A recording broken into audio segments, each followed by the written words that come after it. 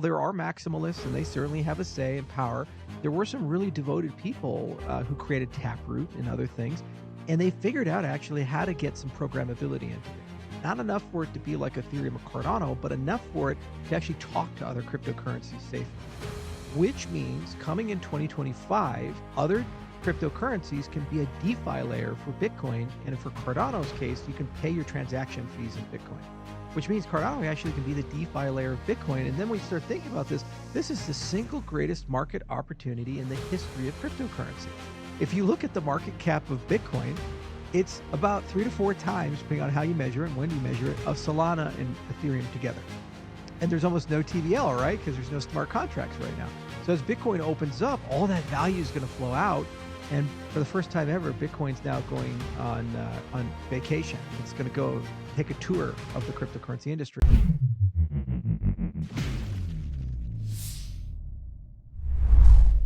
Hello, everyone. Thank you so much for joining the Blockster podcast. Today, we have the absolute pleasure to interview Charles and Shahaf, the founder of COTI. Could we start with quick introductions? Charles, we all know a lot about you, but if you can just give us the TLDR. I'm the CEO of Input Output. We're a company that does a lot of engineering and innovation in the cryptocurrency space. We're most noted for creating Cardano, but we have a dozen or so really interesting projects from our work with COTI to our work with Hyperledger Identis, an identity framework, Midnight, which is a privacy preserving platform that we developed with selective disclosure, and a lot of ecosystem work across not only Cardano, but also now Bitcoin and the Ethereum ecosystems. And Shahaf, could you tell us a bit about yourself? Of course, but I would just add that Charles is like a renaissance man. There is like limitless things that he is super well versed in, and he just told you the crypto stuff, but done work with everything from longevity to drones that can fly guided by thoughts, which I will probably test flight at some point. Myself, I'm the founder of COTI. We're building a privacy layer for Web3 applications. Been in the space since 2017.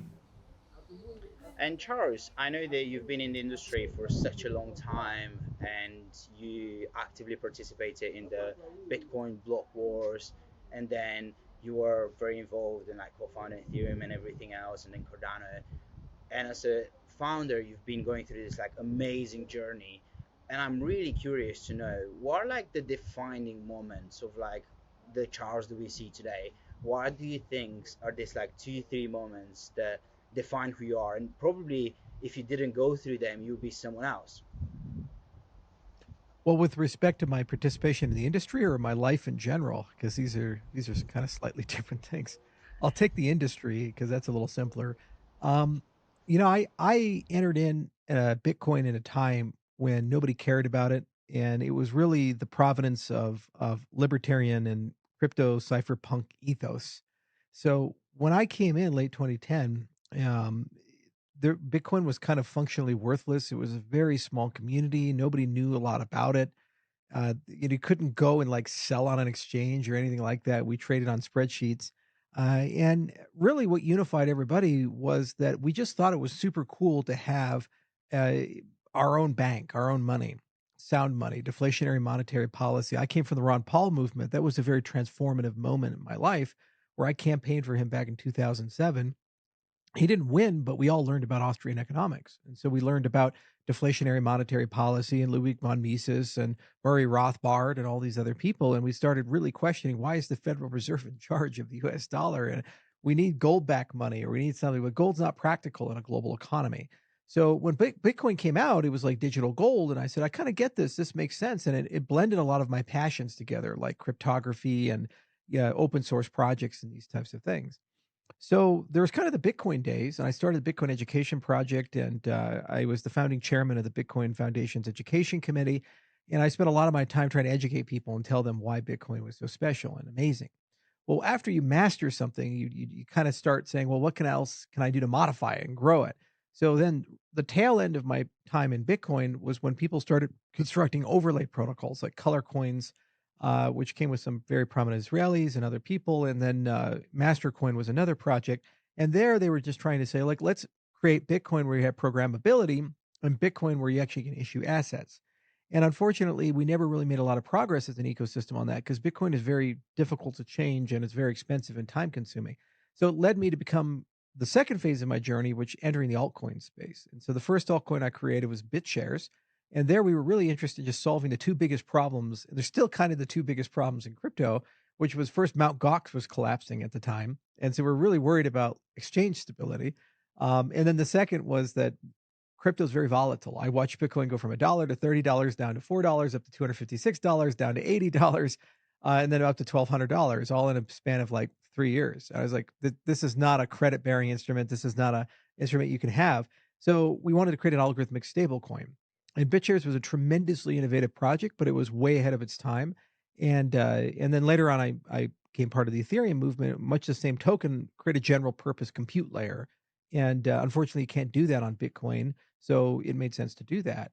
So that was kind of the second era of entering the altcoin space. And at the time, it was not a very dangerous or nasty thing because everybody was a friend. We didn't have these hardcore maximalists.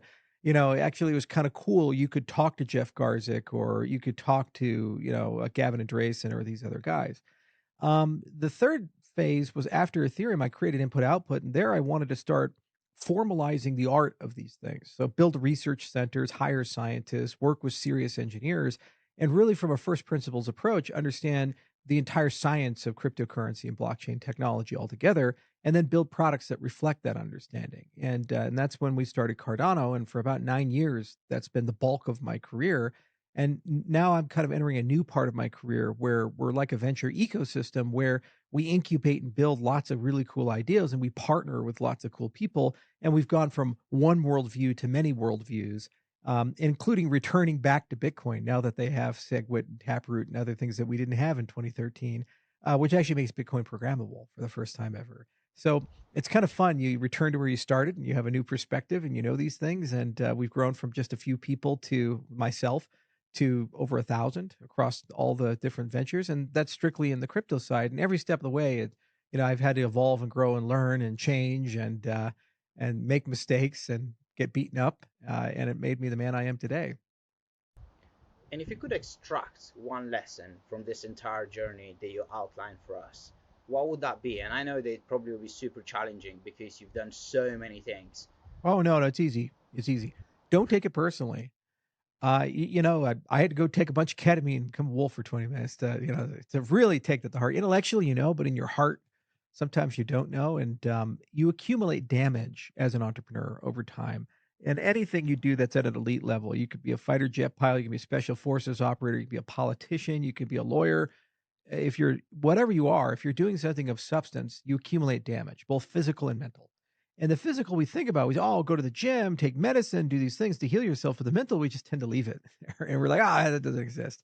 And over time, it really burns you to the ground and it makes you a hollowed out person. And if you don't take care of it, you don't solve that. And I think that is the single most valuable lesson any entrepreneur or person who wants to be elite is make sure to take care of yourself and have a cleansing mechanism to get back to who you were. I was losing my enthusiasm and joy and fire inside myself of why I became an entrepreneur, came back here. And it took some time out to get back to it. And if you don't take things personally, then you're just much friendlier to people. You're not harsh. You don't yell at people. And also, it's a lot easier to talk to people, partner with people, especially people who criticize you. And in many cases, you think unfairly criticize you. So I'm still having to learn that lesson. But if you're an entrepreneur, you want to be elite, that is the single most valuable thing. You will fail if you take it personally. Shahaf, and I guess the same question for you because you've been building in the industry and if you've created COTI, which is like an amazing protocol. What's your one take on that? What's the most important thing that any Web3 builder should keep in mind? Stay in the game. It's the most important thing.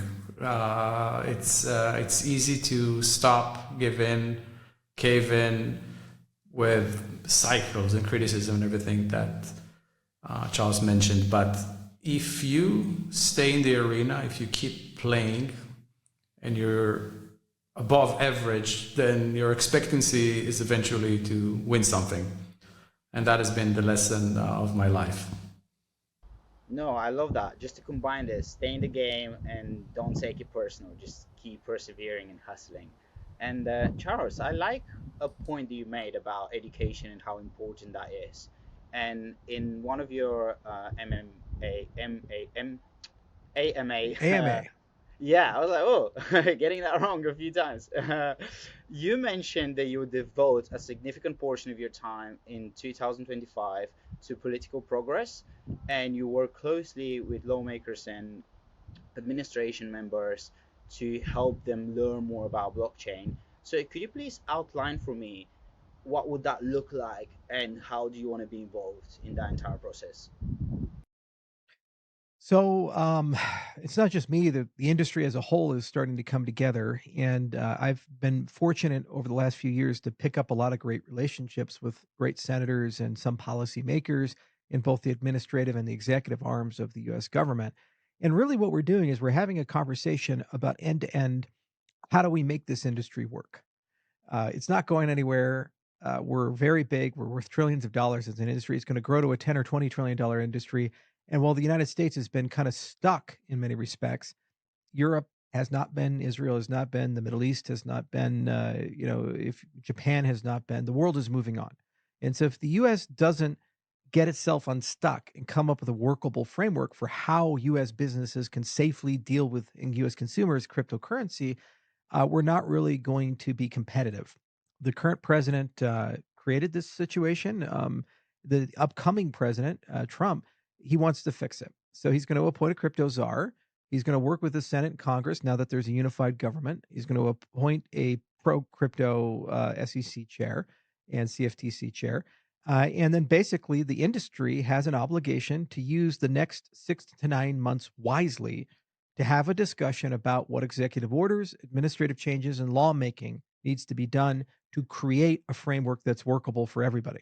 And this has to be comprehensive. And this is actually a great market opportunity for people like Cody and also for us with Midnight, because when we get past the 101 stuff like asset classification, is it a security or commodity? You start having a much more difficult conversation, which is how do you regulate DeFi? You don't want it decentralized. You want to don't want it to become centralized. You don't want to like DeFi to register as a bank or something. That doesn't make sense if it's decentralized. But on the other hand, you do want to do in some cases KYC and AML. You do want to apply some standards and rules to this type of a system. Well, if you have private smart contracts and you have an identity system, you can actually leverage that for automated regulation.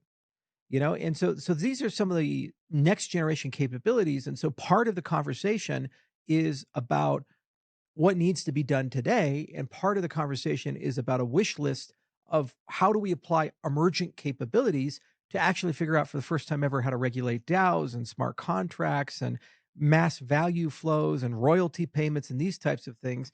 And I think the team that Trump is putting together is quite competent, it's quite capable, and I do believe there's a strong possibility that not only will US people but also international entrepreneurs be able to interact with that and create a global framework that the IMF can understand, FATF can understand, a foreign regulation can be interoperable with. So these are the types of conversations we're having. There's going to be Senate hearings. There's going to be all kinds of legislative processes that happen in. There's going to be advisor panels with the upcoming SEC, more likely than not. And what I'm trying to do is play a connector in chief. So I'm first trying to do a baseline. So I'm working with people to send out a survey to all the US crypto companies and try to get that to the crypto czar and to key leaders in the Senate and House and basically say, look, off the record, what's the good, bad, and the ugly? What's happened, and what can you what do we need to fix? The second thing I'm going to do is try to bring people abroad who normally would be excluded from the U.S. political process to talk with U.S. lawmakers and to talk with the administration to share that they've already solved in many cases problems like the ADGM in Abu Dhabi, for example, or FINMA in Switzerland, for example, or the Monetary Authority of Singapore. That's a something US usually doesn't do in its financial regulation. We tend to regulate it there and then push it outbound, but because the world's ahead of us, it's time we learn from them and we don't replicate the mistake because Trump has made the mandate very clear. He wants the United States of America to be the best country in the world to found and run a cryptocurrency business or a blockchain business. Well, that's if those words are going to meet action, you have to be able to score the United States against every other country and show, objectively speaking, why it's the best country to do that. So that's my role, is to be kind of a connector, and of course testify before the Senate whenever that comes, and also just bring people behind the scenes together and be an advocate to get the right leadership in place. I would love to talk more about it, and I have so many more questions about the political situation in the US. But I also want to ask another question that you touched upon at the MA, and that's like an apology to the Bitcoin and the XRP community. And it's very interesting because, as you said, like at the beginning, it was all about libertarianism and the values that are promoted by this philosophical movements, and then it turned into like debates over social media channels. And then you mentioned that you retrieved on your birthday, around your birthday, and you thought about it. And I would love to learn more about this entire journey because, as you mentioned earlier on, it Right. became a cycle of you like actually having these debates and then kind of completing it. And I would love to learn more about that. All right, I'll answer that question in a second, but I do want to turn it over to Shahaf real quickly because he has a very vital opinion on regulation from an international perspective. And in many cases, the entrepreneurs like himself have to blacklist the United States because of the lack of clarity. So, and being a CEO of a crypto company, I'd love to hear from you on that, and then I'll answer your question about Bitcoin. Is that fair? So, yeah, I mean, for us, with the legal opinion that we received, we always had to block the US, like in whatever form we could. So it meant that we can never raise funds in the US. We completely blacklisted that. When we could, we would stop you at the KYC process from joining in, geofence and everything. And we knew that, and obviously received a lot of criticism on this. And in the end, found ourselves actually, when the SEC sued Binance, we were part of it at some point. We're not anymore.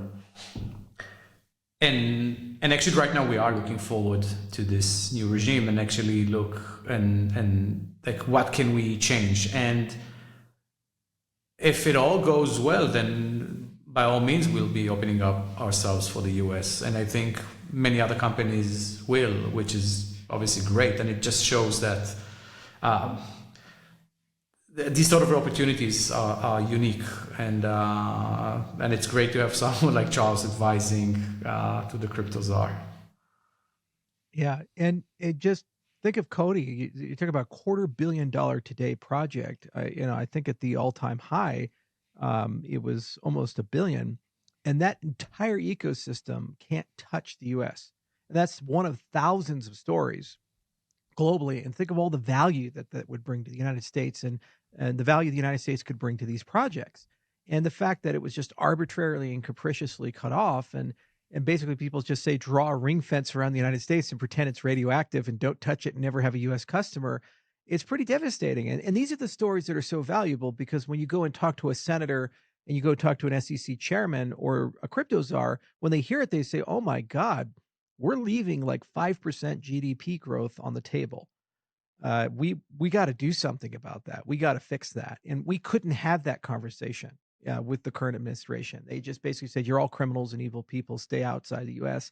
And I'm glad the new administration is giving us that ability to do that. And it's such a vital thing, because it's the proof is in the pudding. And COTI's a great project, and Shop's a great entrepreneur. Now, with respect to the Bitcoin thing, um, I've the relationship I've had with Bitcoin has been mixed, in that I was an idealist when I came in. We said be your own bank, burn down the central banks. Bitcoin is real money, and everything else is fiat. And we don't want to partner with Wall Street. We want to replace Wall Street. This was kind of the ethos of the early days of Bitcoin. And I put my money where my mouth was. I almost all my assets at one time were in Bitcoin, and I lived in that ecosystem, and I made classes about it and talked to people about it and these types of things.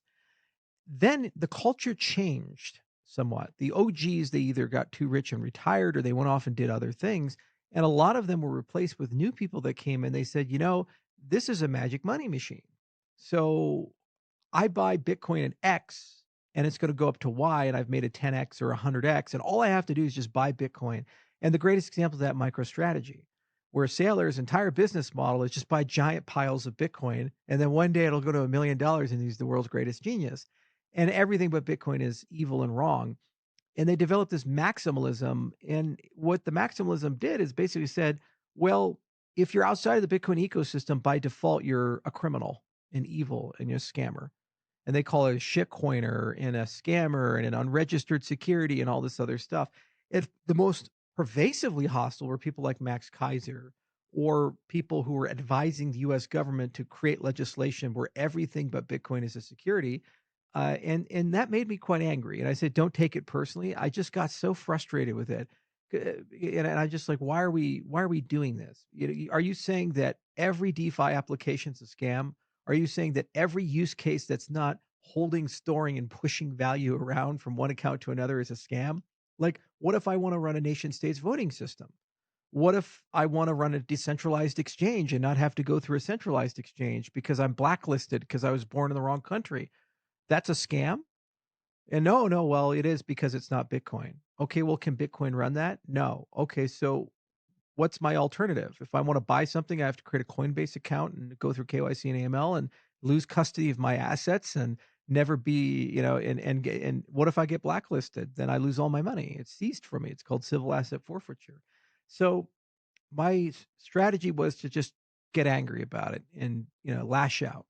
And it made me myopic to the fact that things have changed in Bitcoin very subtly. While there are maximalists and they certainly have a say and power, there were some really devoted people who created Taproot and other things.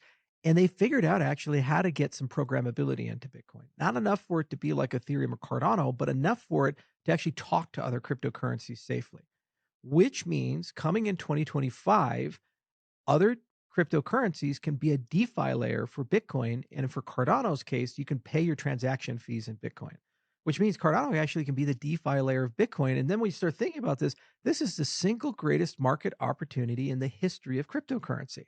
If you look at the market cap of Bitcoin, it's about 3 to 4 times, depending on how you measure it and when you measure it, of Solana and Ethereum together. And there's almost no TVL, right? Because there's no smart contracts right now. So as Bitcoin opens up, all that value is going to flow out.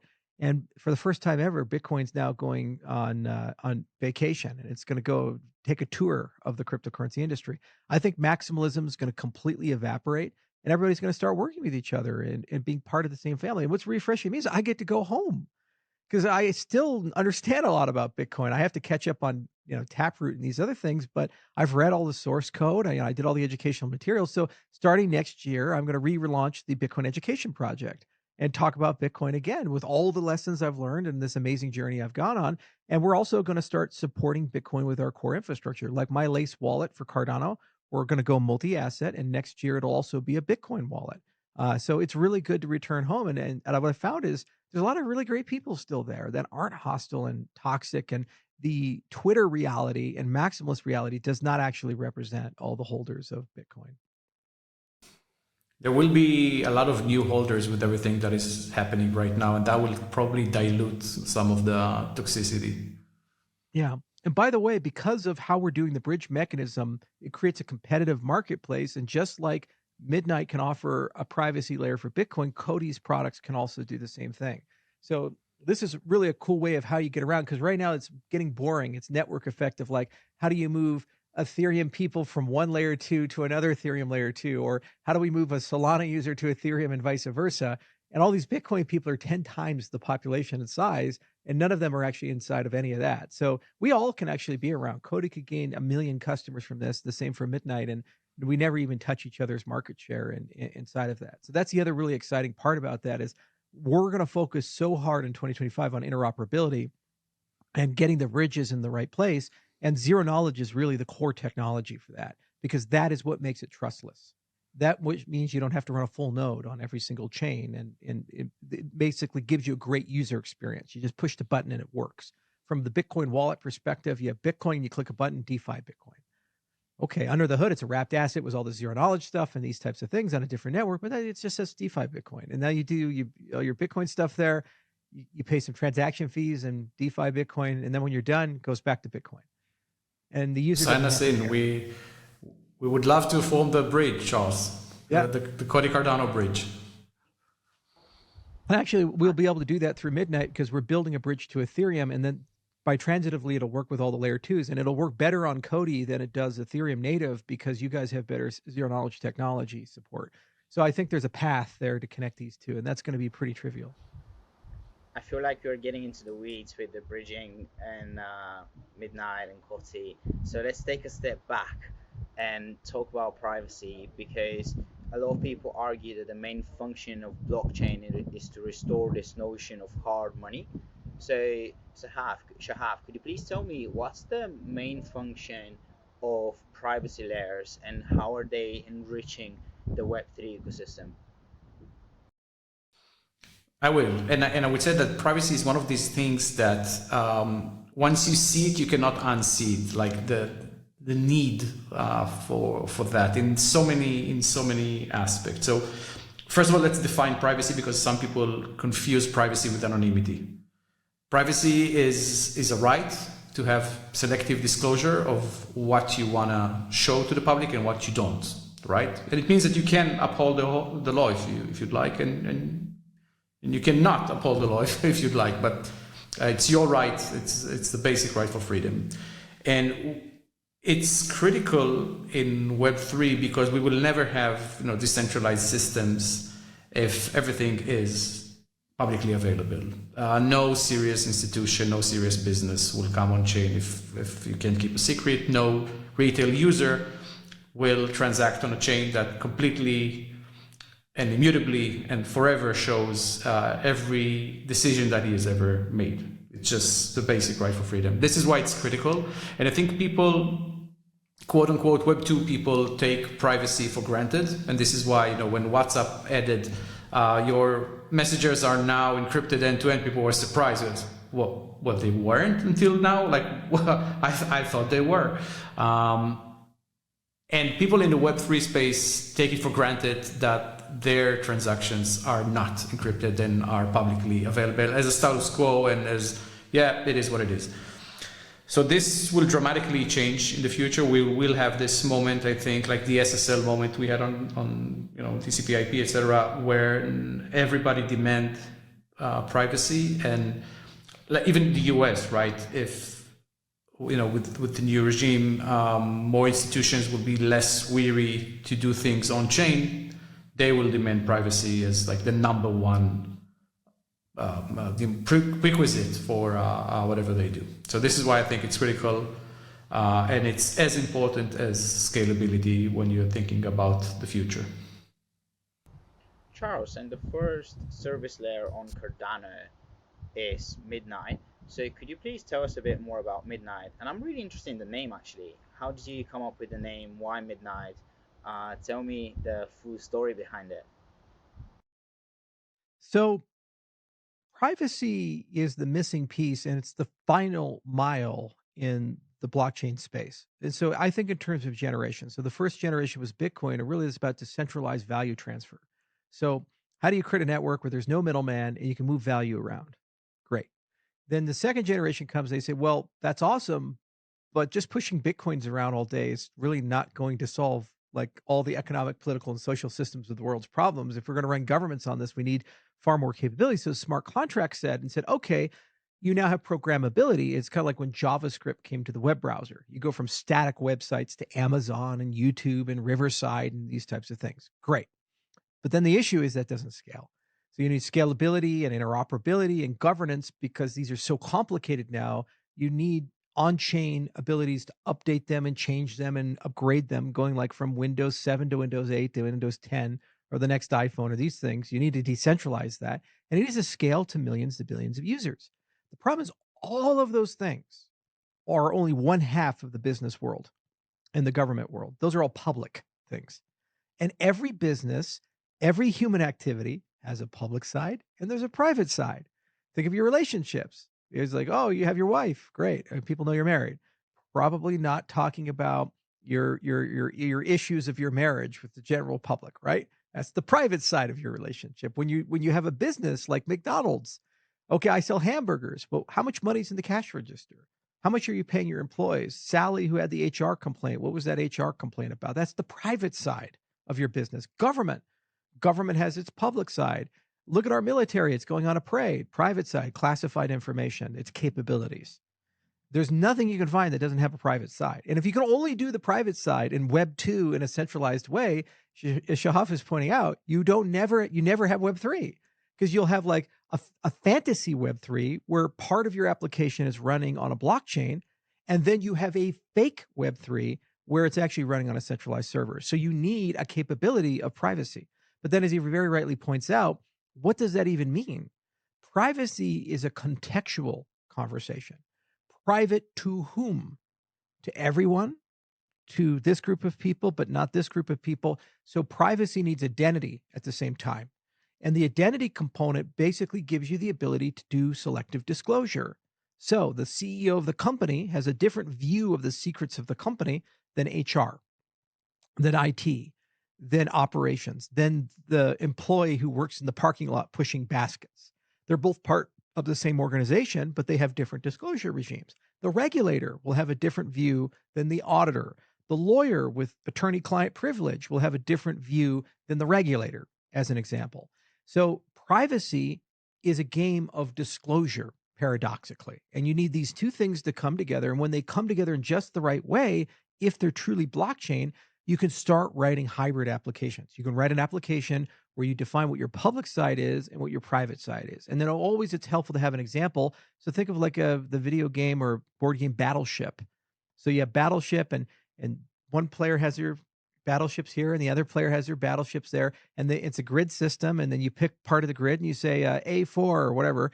And that's where you shoot. And, you'll let them know if they hit the ship or not. Well, that's where you've shot is the public state of the system, and where the ships are is the private state of the system. Same for poker or blackjack, but that same model can be composed up to a government with classified information and all these other things. So that's what makes it so exciting, and that's why we don't have, for example, real-world assets in crypto yet, because real estate, security tokens, intellectual property, all these things, the private side is too precious and too regulated to be able to bring into the cryptocurrency industry. But once you have privacy, you can now bring it in, and that's $20 trillion of assets we're talking about. That pie is the biggest pie ever seen in the history of any business endeavor, and that's what privacy does. So Midnight is a solution where we created the first meta chain, and basically the idea is we created a protocol called Minotaur, and it allows us to have multi-resource consensus. So that means the state of the system, as we turn the whole thing on, will be maintained by multiple cryptocurrencies at the same time.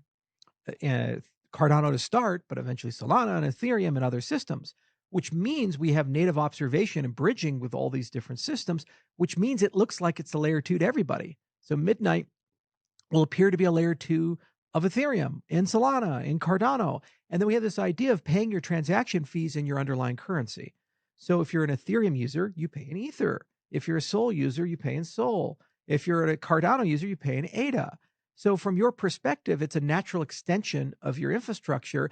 And then what it's doing for you is privacy as a service and selective disclosure as a service. So you take a JavaScript-like language, it's called Compact, compiles down and runs, and you bundle it together, and that's your private side of your application. So practically speaking, you can imagine something like Uniswap, and you say, okay, well, how about settlement as compliance? So what I'm going to do is put all my compliance stuff on Midnight. You first go to Midnight, and then it comes through. And if Midnight passes, then it gets deposited in Uniswap. And your withdrawal goes through Midnight as well. It's completely decentralized because it's smart contracts on both sides, but one side has a compliance schema, and the other side is on Ethereum, and it runs there. And the liquidity stays on Ethereum, but it just uses Midnight as a service, basically, to provide that. And then the regulator, they just basically work with Uniswap to write those smart contracts on Midnight and the disclosure regimes and these other things. And you have libraries for each country, one for Israel, one for the US, and there it's just API calls. And so, oh, this fund is coming here. But it's private by default because nobody can see into that except for the disclosure regime.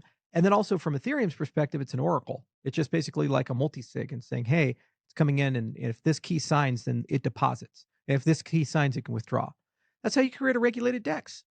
And you don't have to make it a bank or have all these expensive laws and things like that. And it's completely automated, and there's no compliance officer, and settlement is compliance. And you have proofs from Midnight that this whole thing worked. So that's the world we're moving towards. And if that happens, then suddenly DeFi works for everybody. And you can have a global marketplace with 100 countries participating in it. And at the end of the rainbow, that's where we need to go. It's the same for DAOs. These DAOs are they have legal agency, and they control, in some cases, billions of dollars of assets when you look at the Ethereum space. But how exactly do these DAOs keep secrets if they're completely on the blockchain and these types of things? Well, privacy's there. You have a public DAO on Ethereum, but then for certain roles, they gain access to the private parts of the operations because they got elected into power or something like that, like a conventional officer. And then a DAO can hire people and have HR and be able to do the things that we do and comply with GDPR. These things, medical records are another example. The public system are the clinics and hospitals and the various doctors and actors, but the actual medical records themselves have to be bound in the private world, and the access control policies have to be bound in the private world. So Midnight would dial into a legacy system and potentially another blockchain, and these things would tether together. That's why we created it, and it's a real fun thing because everybody gets to use it, and it gives value to every chain. And what's really cool is it gets to work with all the other privacy systems. There are tunings of Midnight that make it very useful for certain business logic and context, and there are going to be other networks that are better at other types of things. So we look at the space as not competitors, but friends, whether it be COTI or ZK Sync or Secret Network or Espresso or Aleo. Basically, there's a network of networks that can be constructed, and we can load balance accordingly, just like the large language models, where some, like Granite for IBM, is tuned for business operations, and some are for image generation, and some are for video generation, these types of things. And that's going to be the next fun thing, is to share standards and interoperability and design snarks together and virtual machines together and these types of things. But the user doesn't have to care, because at the end of the day, what the user has to care about is, if I put it in there, is it going to be private? I have to trust that. And I won't trust it if I don't get a math-based guarantee of that. No, that was really useful. Thank you so much for explaining it. Charles, this is so important. Why do you think there's not enough conversation on this? Like, when I find myself speaking about privacy, I see that people kind of like, yeah, well, I get that it's important, but it's not sexy. It's not memes. It's not like, I've never seen anything in crypto succeeding with privacy yet. Like, is this a matter of time, or are we missing something? I think the problem is the word. When you say privacy, people think criminals and they think all these other weird things that are going on. And the issue there is that they don't understand that privacy is a foundational concern of all business and statecraft and relationships. You maintain your friendships, your business relationships, and your oath to your country based upon your adherence to a privacy understanding that people have. So part of what we're going to have to do as chains that are focusing on this is create a new language and more refined vocabulary. And then we have to do some joint branding and marketing. So this is something that we already talked to the secret network people, and we've been talking to other layers about unifying some of common thread of marketing. And this is something that I'm going to talk to the US government directly about and say, look, you guys want this, trust me, but we need to come to an understanding, because currently the DOJ is saying, oh, that's tornado cash, and that's the only reason you want this. But wait, don't you have classified information? Don't you want to protect the energy grid? Don't you want, when you do supply chains that are carbon reducing, not to leak competitive information so that people who participate in this don't get industrial espionage and get spied on, and their competitors gain an unfair advantage as a result of this? So I think that's the issue. It's a vocabulary issue, and there's a negative connotation that exists with it. And we just have to invest in overcoming it. And usually it helps when you start with use cases, because you just flip the script and you say, well, do you want all your Google searches to be public? Do you want all your Amazon purchase history to be public? Do you want your medical records to be public? They're like saying, of course not. It's like, okay, so we agree that there's a private side to your life. So how do we make sure that that's represented fairly, and you are in charge of that with Web3? And that's the conversation. And then everybody agrees with you. It's a very easy conversation. Shahaf, I feel like we all agree that privacy is not itself is not inherently illegal, and it's like a fundamental right. And even in the EU, we have like GDPR. In the US, they have the CCPA. But a lot of people are concerned that some bad actors might use this privacy technology for illegal activities like money laundering and all those other things. So, what's your take on it? Like, how do we present this privacy as something fundamental to us, but also ensure that it's not employed by bad actors within the ecosystem. I think that it's a common misconception to think that it's a good idea to commit crimes over blockchain, but essentially it's like the worst idea because everything is immutable and traceable forever, and your addresses pseudonymous, not more than that. And I think with circling back to what Charles said, when you're talking about confidential computing or selective disclosure, it does not mean that everything is put in a mixer, anonymous, and forever obscured. Essentially, it means that the parts that nobody's business can remain private, as Charles just mentioned. And you'll always have bad actors, but the question is does this give them a more advantageous arena to do crime than cash or whatever they can do right now? Probably not. Probably it's actually a very bad idea. So I think by giving proper tools for, again, selective disclosure, you can allow developers to build dApps that are actually compliant, that can actually uphold the law of the land, which is not what you'll see today. So essentially, you can build a better and more compliant Web3 world with these tools. Yeah, and I'll add a little bit to that. There's a reason why I put generations the way they're ordered. When you talk about assets in a cryptocurrency space, in generation 1, they live with a fixed governance set, and you can't change it, you can't discuss it. It is what it is. When you get to the third generation, you start talking about on-chain governance functions, and some chains have them like Polkadot and Tezos and Cardano, and other chains have a more informal process, but there is an understanding of changes, like Ethereum, for example. So when you have governance, then you can start having adult conversations about the environment upon which things live and what's okay and what's not okay, what's a priority, what's not a priority. And so when you have that, then with the fourth generation, with identity, you can then start talking around domains of behavior. And then basically what you do is you have a situation where you have an open base layer, the foundation of the system. And then as you start climbing the pyramid of the system, you start talking about more and more restrictive modes. And then it puts the regulator in a position where they get to say, what rung of the pyramid do we feel comfortable with? So for certain societies, they're going to say the base layer is okay. And that's what runs on the general internet. And for other societies, what they're going to do is they're going to say things like, well, we really do need some sort of KYC and AML for the use of something. Okay, that's one rung higher. All right, well, they're already doing that. The majority of crypto and the majority of crypto transactions are on exchanges.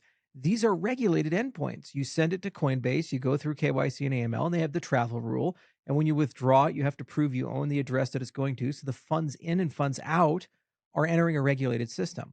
The challenge there is it's fragmented, inconsistent, and you have no idea what those entities are doing with your data. There's sometimes regulatory requirements, sometimes they follow them, sometimes they don't, but you're not in the driver's seat there.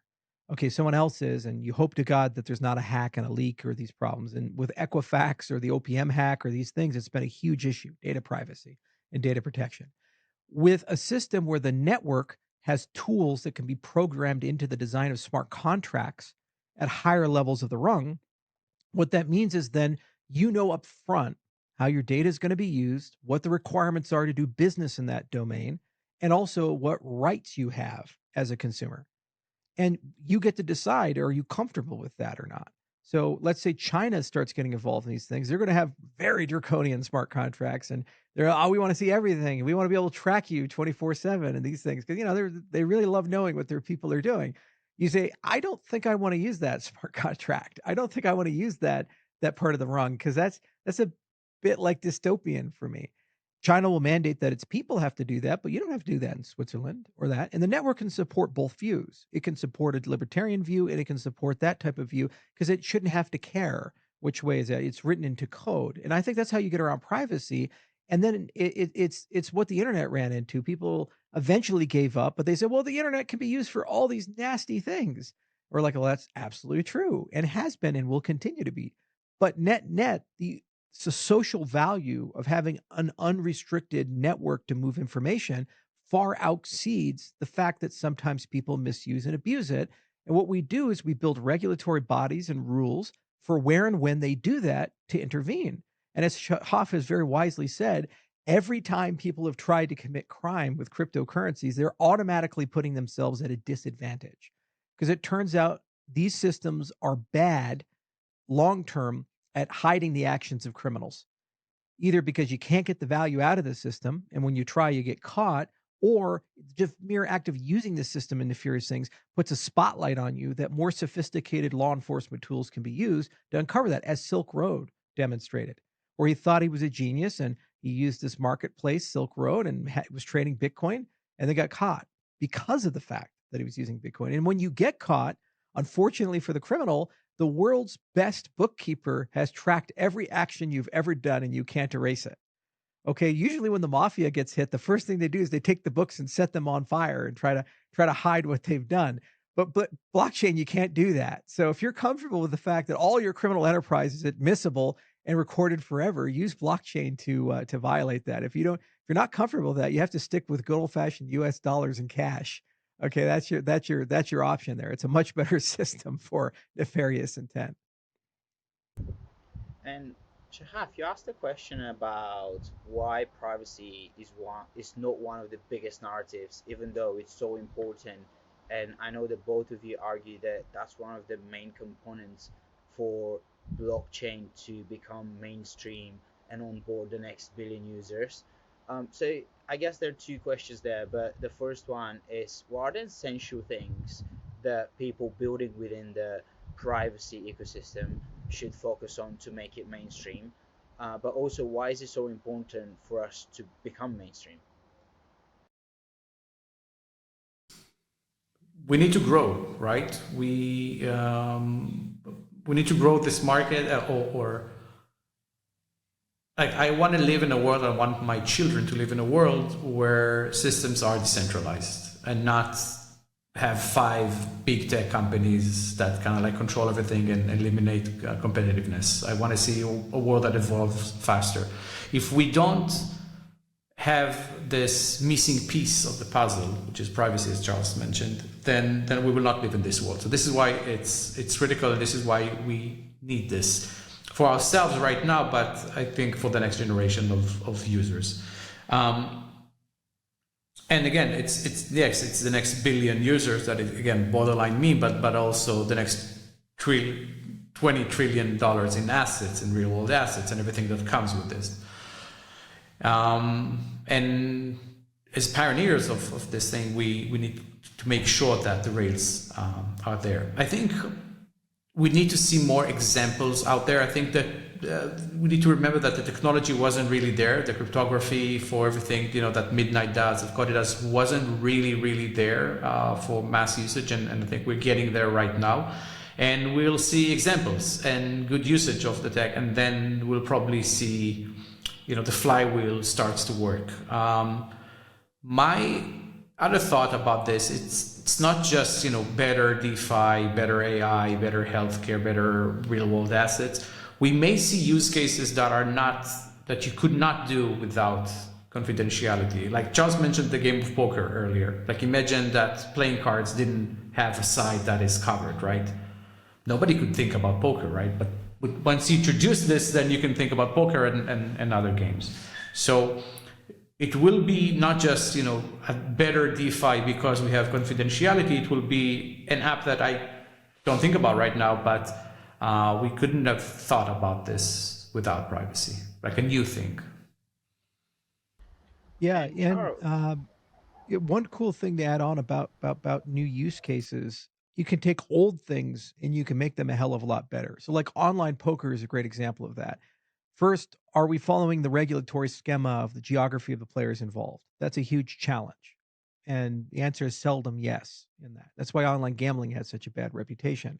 Well, just that same pattern that I mentioned for Uniswap could guarantee that you are. Second, are you paying your taxes when you have your winnings? Usually they want to collect those quickly so you don't disappear. Well, again, you can guarantee that in a blockchain system. But here's where you innovate. Are you playing against human beings? In an age of large language models and all these other things, it's getting harder and harder to know if the person you're playing against is an actual AI or not. I have very strong incentives to get me and my 4 AI friends to go and figure out how to rate the world's best poker bot because I can make a lot of money off of those dumb humans who are being outplayed by poker bots. So, how did I know they're humans? Well, if you have a blockchain system with selective disclosure and these other things, what he's mentioning is you actually potentially could derive a proof of human protocol that does not reveal your location or other such things, but gives you a strong cryptographic proof that you are a human being. So that means you get a guarantee that all the people that are at the table are actual human beings. And fourth, how do you know that the house is honest? Like when you look at these cards, how do you know there's not a bias in that? Because Bob is friends with the owner of the casino, so he changes the random number generation so Bob gets better cards than you do. It's digital, right? So you get a proof of a fair game. And that's only something you can do with decentralized assets. So already we got full regulatory compliance, we get tax compliance, we get a proof of human, and we get a proof of being fair. And then it's by default global, meaning everybody in the world potentially can play, assuming that they're in a jurisdiction that's legal. And once you've onboarded for that experience, that same credential, that same KYC and ML can be reused for your Uniswap or be reused for your exchange account or reused to buy security tokens for suitability and crowdfunding or these types of things. Do once, use everywhere. And you only give what's necessary for the compliance to pass. So things like a non-creds, for example, means you can prove a fact, but you don't reveal something. Like, for example, you can say, like, are you at or over the age of 18? Yes, but you don't reveal your age. It's a binary. Or you say something like, are you a resident of the United States of America? Yes. Are you an accredited investor? Yes. But you're not revealing where you live. You're not revealing your net wealth or any of these things. The only thing they have is the proof. That's the only thing that's stored. So let's say they get hacked. Your name doesn't get leaked, your address doesn't get leaked, your net wealth doesn't get leaked, your utility bills don't get leaked. None of these things get leaked. You just get a bunch of proofs that user hash code X blah blah blah blah blah answered yes on 21 questions. Is that a problem for you? No. And that's the way the world should be because your small businesses can now compete with the big businesses. Privacy has returned to the user, but then you also get a guarantee of safety for your business domain. I know that everybody in this domain is my employee. I know everybody in this domain is a member of the university. I know everybody in this domain is an actual real human being. I know everybody in this domain has the security clearance to see this file.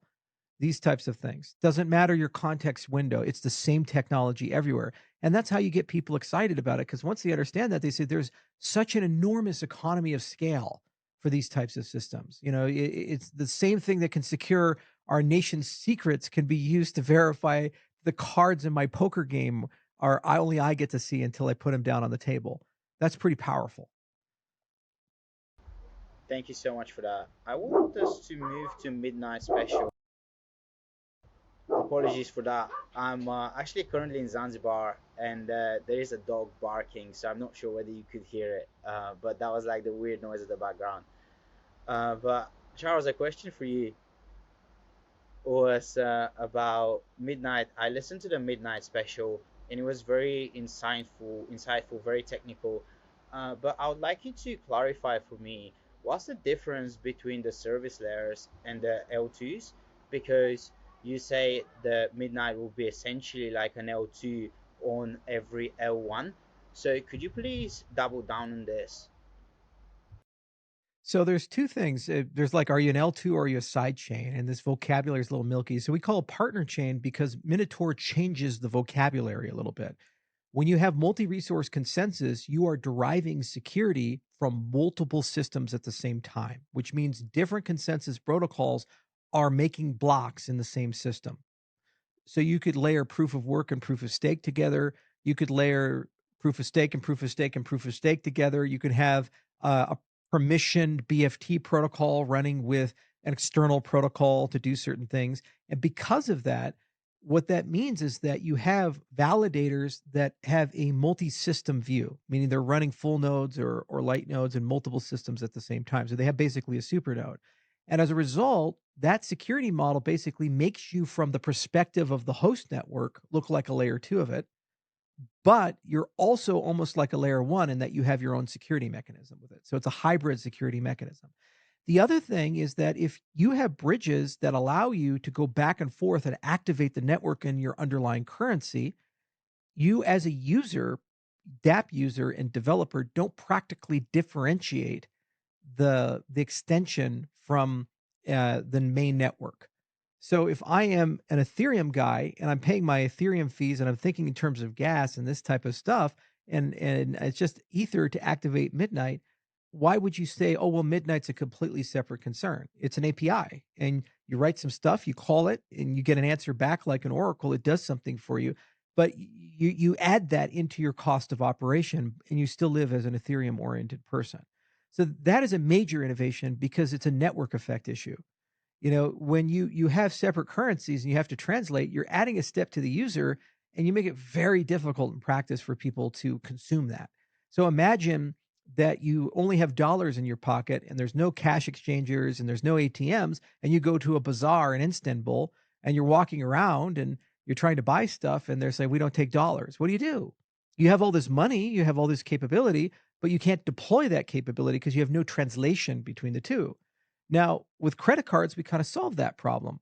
When I go to London Heathrow Airport and I go to Starbucks, I'm paying in dollars, they're getting paid in pounds. I don't see that or feel that. It feels like dollars to me.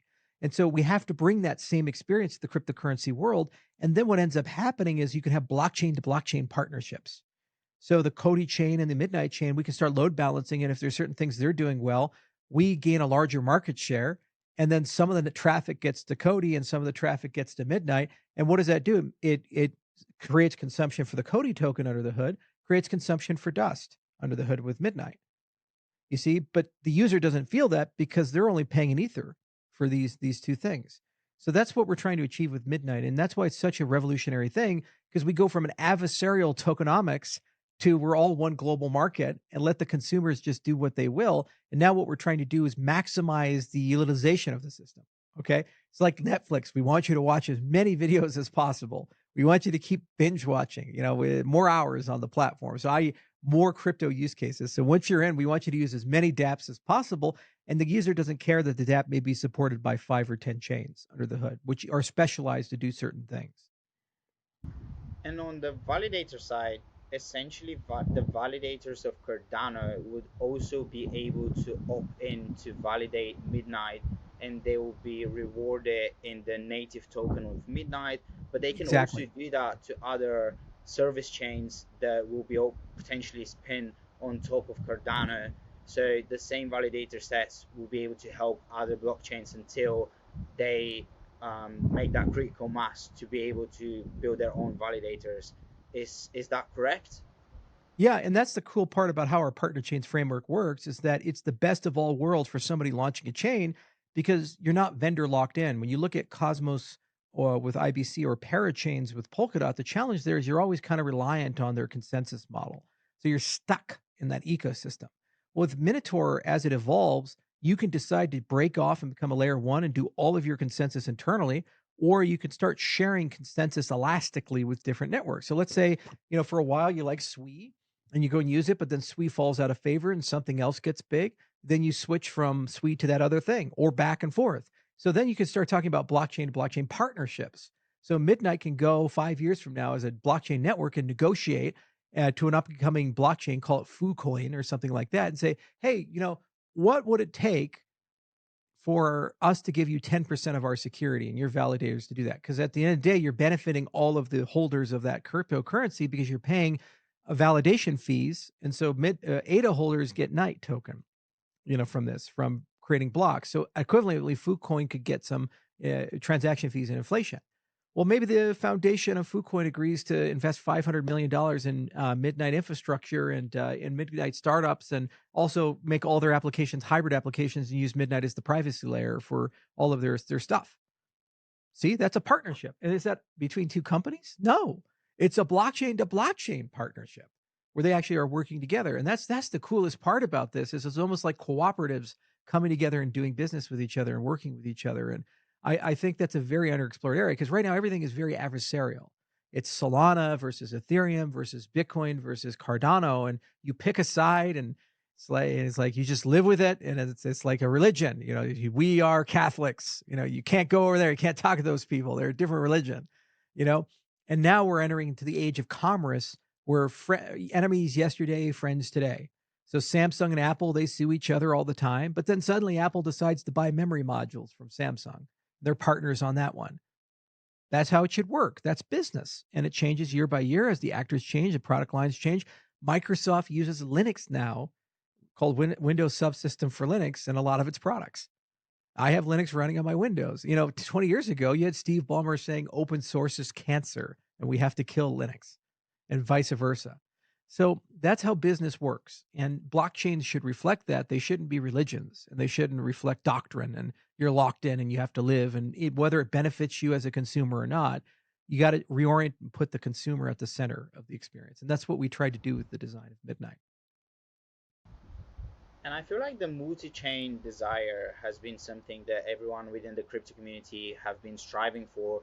But the main issue there is the bridging component of it, because many argue that it's the weakest link, and so much money has been lost because of poor bridging.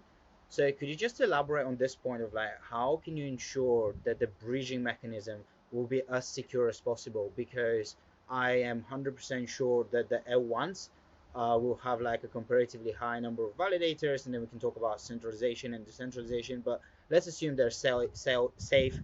But the main issue will be that bridging. So how do you think that we can ensure that it's 100% safe? So I have an opinion. Obviously, Shahaf does too. Every L1 founder, L2 founder has to think about these things.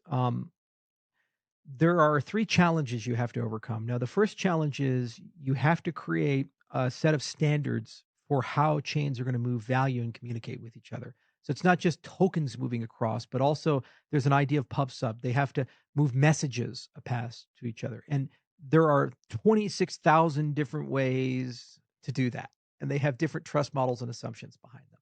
And there's also a consequence of finality. So how long are you prepared to wait to settle? And the challenge is that systems don't accommodate you as a bridge builder. Like no matter how much I want Bitcoin blocks to settle in 5 seconds, it takes an hour for full settlement to occur. That's just the nature of proof of work. Ain't going to change for anybody. That's Honey Badger. Don't complain about it. It's a fact of life. So a lot of the nuances in that first category of what trade-offs and finality and security and these other things do you need to move value and information. The second thing is, what are you actually trying to do with this particular relationship? Are you trying to move to another network with a token in order to gain a new capability? Or are you trying to move to another network with a token for another reason? So if it's a new capability, then there's a question of, does that network recognize that token as a first-class citizen, or does it not? And you have to use a DEX or something to get to where you go. So there's batteries included. So for us, it does, because we call it Babel fees, and that feature is going live next year. So it doesn't matter the Cardano native token, you should be able to pay transaction fees in that. So Wrap Bitcoin would let you pay in Bitcoin basically on the system. And that's a huge challenge because it's, as I mentioned, that example of money exchange is a big deal. And 3, very rightly, you point out that there are a lot of assumptions about these bridges that have been taken advantage of that allow you to steal the assets inside the bridge when either there's a failure of the layer 1 itself or of the bridge operators. And nested and buried within that is a new generation of technology we're called recursive snarks. And what these do is they solve a lot of problems at the same time. But what they basically do is they give you the ability to take the entire blockchain and roll it all up into a single concise proof. And then when you send your value, you send it with a proof on the wire. So you not only send the token, but you send the proof with the token. And the receiving party can verify that and say, I now know and have context over this external system. And you could write logic on that side about what's safe and what's unsafe. Traditionally, we don't do that. We usually have a multi-sig on one side, multi-sig on the other side, And we hope nobody can break that contract. And if they do, they can steal all the money that's locked inside the bridge. If you have recursive snarks, then you don't have multi-sig accounts anymore. You have a challenge response protocol. So when somebody goes to withdraw, it's on an account by account basis instead of one big pool of money. So so your threat model is much like trying to hack into 100 unrelated computers as opposed to hack into one computer that has an encrypted database on it or something like that. It's a different attack surface that exists with these types of bridges. So trustless bridges empowered by ZK recursion is kind of the next step. And everybody's experimenting with this. You know, we worked with some stuff in Zcash and really upgraded Halo 2. And we've been exploring using Halo 2 with BLS, getting that working on Cardano mainnet midnight. And there's dozens of approaches. And this is why I say standards are so important, because there's 26,000 ways you can think about it. So what has to happen is the ZK guys got to get together, and we got to start deciding what are the reference points, and then how do we get them to work on different networks. The reason why people are so excited about VMX, for example, with Bitcoin, is they found a way with Taproot to actually get zero knowledge proofs to work on Bitcoin. They're expensive, and there's a limited scope of things they can do, but for batch bridging mechanisms, works really well. So that means Bitcoin can now talk to other systems trustlessly, which we couldn't do before. We had to use multi-sig for that, and then they get hacked, and there's all these problems. And Ethereum has gone through major upgrades in the last 2 years in particular to be more aware of and take advantage of zero-knowledge cryptography. And now you have these very sophisticated layers like Midnight, COTI's doing, ZK Syncs, Darkware, Espresso, Aleo. Aleo, Espresso, and Midnight in particular are kind of the next generation of systems where they have a lot of capabilities under the hood. And those working with others are basically going to kind of figure out what a standard needs to be. And once it's there, it's just supporting the standard. And then you have bridges. And then you get some math-based guarantees that the bridge will be secure as long as the network is not under a 51% attack. That's typically one of the criteria, but there can be ways you can even get around that with trusted hardware or MPC or other things to protect the assets. And I have a final question about Midnight, and that's the um, dual token model, because you have a service layer token and the native token on Cardano. And while I was listening to the Midnight special, you were essentially explaining that this is kind of in odds with each other, because you're aiming to create Cardano as like a deflationary token, and the token Dust, which is the native token on Midnight, might be inflationary because it will be used as a gas token. So could you please elaborate on this and explain it further, or I might have misunderstood it. So No, you get it. I really want to know more about it. So succinctly, you have two opposing forces that are hitting each other. So on one hand, we say we want deflationary money, and we want that for governance and store of value and basically a mutual ownership of the system. Then on the other hand, you want consistent pricing. So one goes up, the other should stay flat. The, that doesn't work well in a single token model, because if I'm running a business, what type of business, they say, okay, how much are your hosting costs? Well, today they're $11 a day. Okay, what about tomorrow? We don't know. You come back tomorrow, token go up. Actually, they're $26 today. And they come back on Wednesday and it's like, oh, actually, they're $9 today. What the hell kind of business is that? So how do you do your P&L when you have an unpredictable service cost? You need to have a situation where you have predictability of price for your service layer of the system. So a dual token model, and we wrote a lovely paper on this kind of explaining the economics of it, are cool because what you can do is use a deflationary currency to bootstrap a value stable system. And then that value stable system reflects the consumption of the system, and it has price predictability with it. And this is kind of like how we used to do the US dollar. We had the Bretton Woods Agreement, you had gold, which is deflationary, and then it would bootstrap the US dollar, and it created price predictability with it.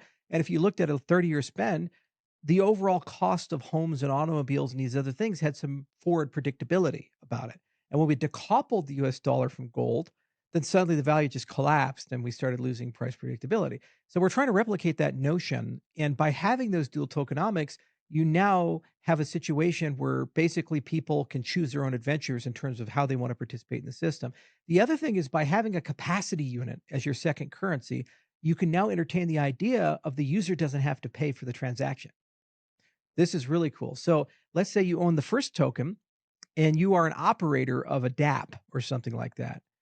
Well, you don't want a situation where people have to own a cryptocurrency in Web 2 world to use your dApp. So what if, because your first currency generates these capacity units that have predictable pricing, if people register with your cloud service, you can just allocate a certain amount of capacity to each user and they get that as part of their subscription or their membership or whatever it is, but they're not paying upfront transaction fees every time they utilize it. You see, that's how Web 2 works. All these services like free, right? I don't pay a transaction fee every time I type into the terminal of Google or a lot of these LLMs or these types of things. But under the hood, there has to be somebody who pays for those capacity units. So by having a two token model, this gives you the ability to entertain this business model. And then people will buy Night basically as a way to provide capacity to their user base for the people using the application. So that means there's a non speculative demand now for your governance token. It actually has real life utility. It helps you grow and operate your dApps in business. It's a very different way of looking at the world, and it's how an enterprise would look at the world, because I care about as a business owner, how much does it cost? Not just today, but for the year. Amazon, I would never subscribe if they give me this variable pricing, and I have no idea what the value is day after day after day. So dual tokenomics are really cool, and they give you the ability to do a lot of different things. Also, they make it easier when you talk about a translation of other cryptocurrencies, because when you get your block rewards, you can have an on-chain capacity exchange that trades Bitcoin and Ether and Sol and other things that are utilizing the network's dust, the capacity unit in the system. And when you pay block rewards, you pay out your block rewards not just with Night token, but all the other tokens as a batch that the network supports. So if I'm a validator of that network, I'm getting maybe 10 different tokens every block. And that's just a composition of all the transaction fees that are inside the system. And that's a cool thing too. And so it's almost like an ETF on the entire industry. And what does that do? It creates a forward incentive for every token holder to increase consumption of the system. So all the Midnight participants want as many blockchains as possible and as many transactions as possible in the Midnight network, because by doing so, it increases the consumption and demand of the capacity of the system. So the value of the system goes up over time. So it's all about alignment of the economic incentives for everybody. And we spent 6 years thinking about this, writing papers about this, talking with people about this, and reading Lisa Tan's book and all these other people's books. And it's our magnum opus in terms of tokenomics, and we're almost ready to publish the paper on it. And I think people are going to be really happy. Well, what's really cool is this is a turnkey tokenomics model for a service layer. So while Midnight is the first example, you could reuse this for an AI as a service system, like a decentralized LLM. You could reuse this for decentralized storage. You could reuse this for a decentralized social network, because the access to social network would work the same way with a capacity unit, right? So how do you pay for all these things? This is the model to do it. And the way we're distributing Midnight is there's going to be an airdrop, or we call it a glacier drop, that you have to mine it, and that launches the network by doing it. But then it allows you basically to create a distribution across 135 million people the first day in, which means that it by default could become the largest cryptocurrency in the world, just because of its distribution, depending upon participation with it. So it's a really cool collection of different concepts and ideas. And I kind of thought, being in the industry for 14 years, what would I do differently if I could do it all over again? And Midnight kind of gives us that mulligan on it. Thank you. You actually answered my next question that was about the airdrop as well. So, my final question to you is about your mindset, and I want to learn a bit more about you as an individual. And you have said that on multiple interviews that you stay in the ecosystem because it keeps you young and you want to solve problems, and that's the main driver behind all of your desires. So tell me a bit more about it. Who is Charles, and what do you do in your free time? But also, how did you develop that desire to solve problems? I guess it's something that a lot of developers have, but you're unique in your own way. So run me through it. I mean, that would take 2 hours to answer. So I'll just keep it very concise. The raison d'etre of my existence is that I just love solving hard problems, and I really enjoy helping people. I really enjoy doing things that are meaningful and beneficial to people. I have a clinic in Gillette, Wyoming. I run it with my dad and brother. We have 10,000 patients, and it's a very audacious thing. We want to change the healthcare system of America because we spend $4.5 trillion, and it's terrible. And I can't change all of it, but I could start something that keeps growing and over time can change a big part of it, at least in Wyoming. And what's so enjoyable is that as we solve these hard problems, you get to watch the change in people's lives. With that clinic, we had patients come in who were in heart failure and we helped them out, or diabetes and helped them out. And now they're significantly healthier. And that's a very noble thing. With respect to cryptocurrencies, I signed up to change the economic, political, and social systems of the world. I was fundamentally unhappy with corruption and war and lies and deceit and just manipulation of the system. Why is it in 2024, with all the knowledge we have in the internet, we accept a world where certain people get special privileges and access to the markets, and some people get no access to the markets? This is not the 15th century and there's a king and the pope and these other things. This is 2024. We're so far past that, yet we just accept it. Well, corruption is going to be corruption. This problem is going to be this problem. Blockchain technology is the first time in human history where we actually have a technology to allow people who don't trust each other to trust each other and to go from don't be evil to can't be evil. First time in human history. And that's so unifying because you notice I didn't ask you what gender are you, what race are you, what language do you speak, what are your philosophical beliefs. I didn't ask you where you live. I didn't ask you are you a good person or a bad person. I didn't ask you like do you like dogs or not. Okay? I'm not asking any questions. I'm just asking are you a human being? Yes. Therefore you deserve equal rights with everybody else inside the world. And if you use this system, you will be treated fairly no matter where you're from. That's never been the case in human history. We have always discriminated softly or hardly, but always in some way. And by removing that, you ask yourself, what parts of society's fabric can we put under this understanding? I'd like our money to be under that understanding. I like our financial systems to be under that understanding. I would like our political systems to be under that understanding. I like our social systems to be under that understanding. And by the way, everything works so much better in the world when you're under that because we start trusting each other. And then we start cooperating with each other and working with each other.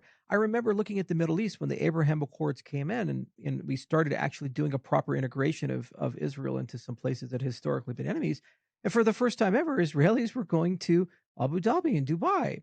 I was at the World Governance Forum and I saw the king of Dubai walk past an Israeli flag publicly and be taking a picture of that. That would have never happened. And what was the underlying cause of that? Trade, commerce, understanding, respect. You do that for 30 years and 40 years, you know what happens? People start forgetting why they were at war with each other and why they had conflicts with each other. They say, yeah, actually, we're all together. And there's no greater example of that than Vietnam.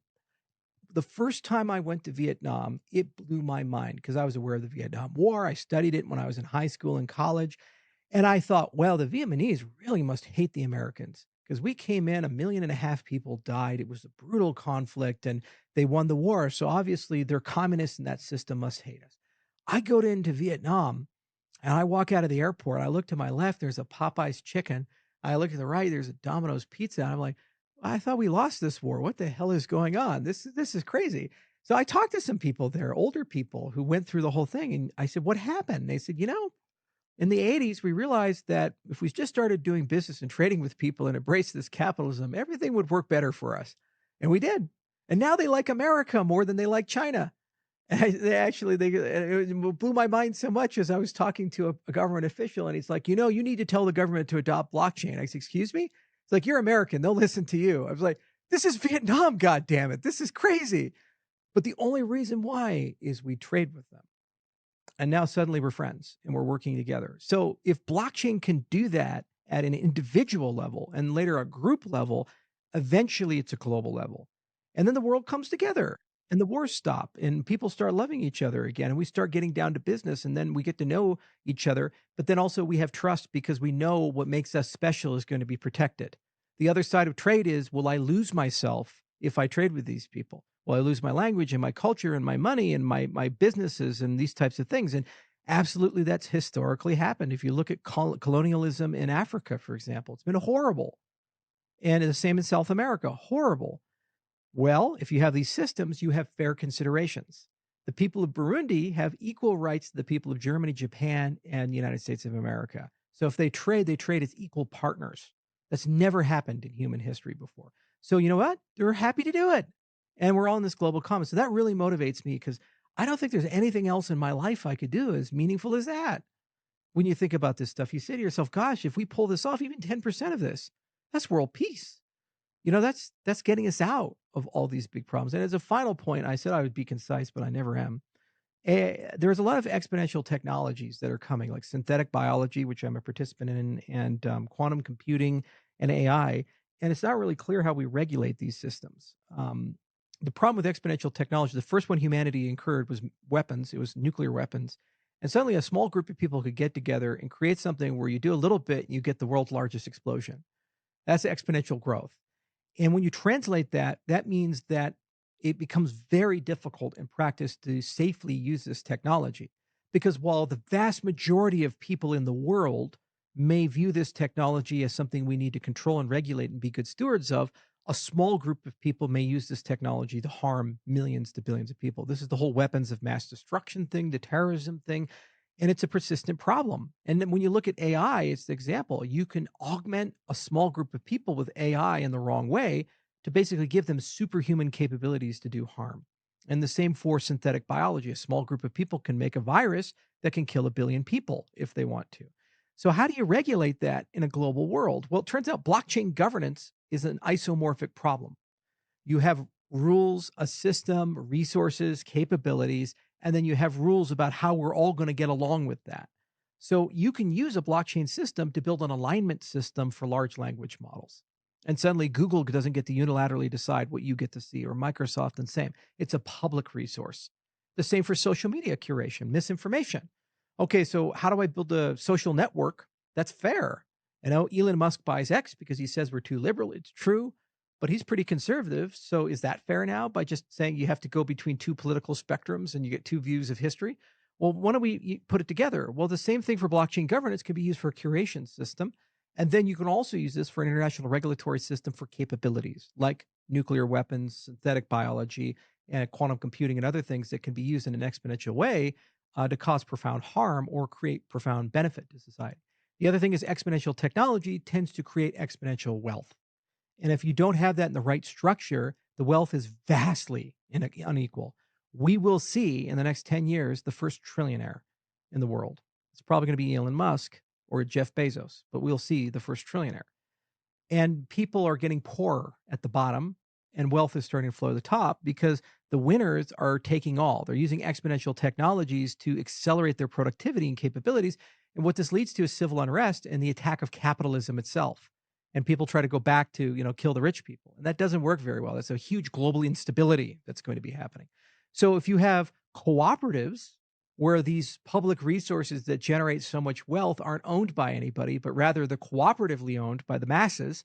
When the wealth is created, it gets distributed fairly to all of them. Look at all the wealth that Bitcoin has created, $2 trillion. Who's the big Bitcoin billionaire? There are thousands, if not tens of thousands, of new millionaires and billionaires that have been minted from the Bitcoin industry. And that wealth creation is very well spread out amongst many other people. And it's not Bill Gates who got it all or Jeff Bezos that got it all. It's a different class of people.